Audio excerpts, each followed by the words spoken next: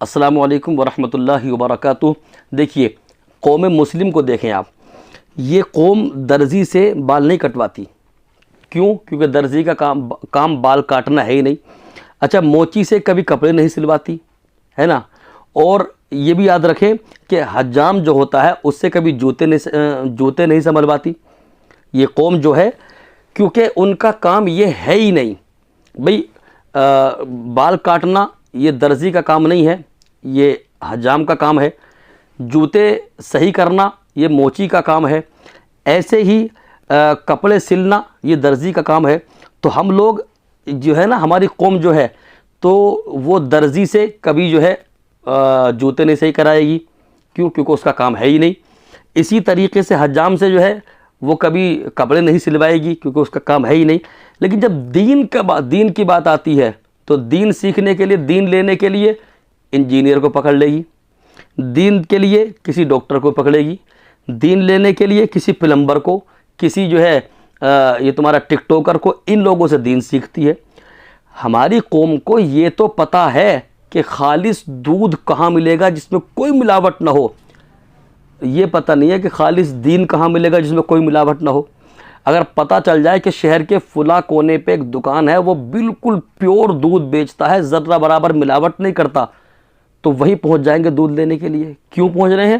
اس لیے کہ خالص دودھ مل رہا ہے، اس میں کوئی ملاوٹ نہیں ہے۔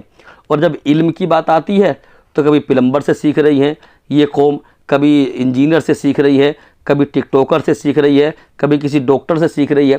ارے بھائی یہ بھی تو دیکھ لو کہ علم سیکھنے کے لیے یہ بھی تو دیکھو کہ علم خالص ملے گا کہاں جس کے اندر کوئی ملاوٹ نہ ہو۔ ایسا علم کس کے پاس ملے گا؟ اگر ایسا علم کسی کے پاس ملے گا تو وہ علماء اہل سنت کے پاس ملے گا۔ اس لیے پلمبر کو چھوڑیے، کیونکہ پلمبر کا کام علم سکھانا نہیں ہے، پلمبر کا کام اپنا الگ ہے۔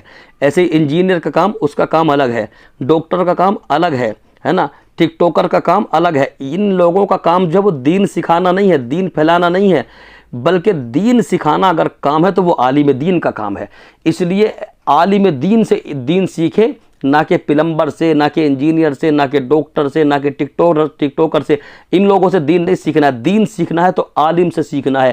جیسے خالص دودھ چاہیے آپ کو اور اسی دکان پر پہنچ رہے ہیں آپ، ایسے ہی خالص دین چاہیے آپ کو، تو دین سیکھنے کے لیے، خالص دین سیکھنے کے لیے آپ کو کسی عالم دین کی بارگاہ میں بیٹھنا ہوگا۔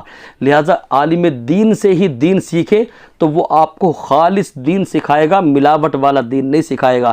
انجینئر سے سیکھیں گے، ملاوٹ والا سکھائے گا۔ آپ ڈاکٹر سے سیکھیں گے، ملاوٹ والا سکھائے گا۔ آپ جو ہے کسی ٹک ٹوکر سے سیکھیں گے، ملاوٹ والا دین سکھائے گا۔ پلمبر سے سیکھیں گے، وہ بھی ملاوٹ والا دین سکھائے گا۔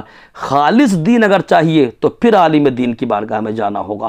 اس لیے اگر دین سیکھنا ہے تو صرف اور صرف عالم دین کی بارگاہ میں جائیے، وہاں جا کے دین سیکھیے۔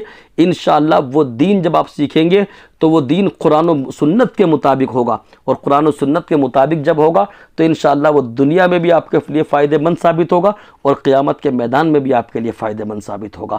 اللہ پاک ہم سب کو عمل خیر کی توفیق عطا کرے۔ استغفر اللہ ربی من کل ذنب و اتوب الیہ۔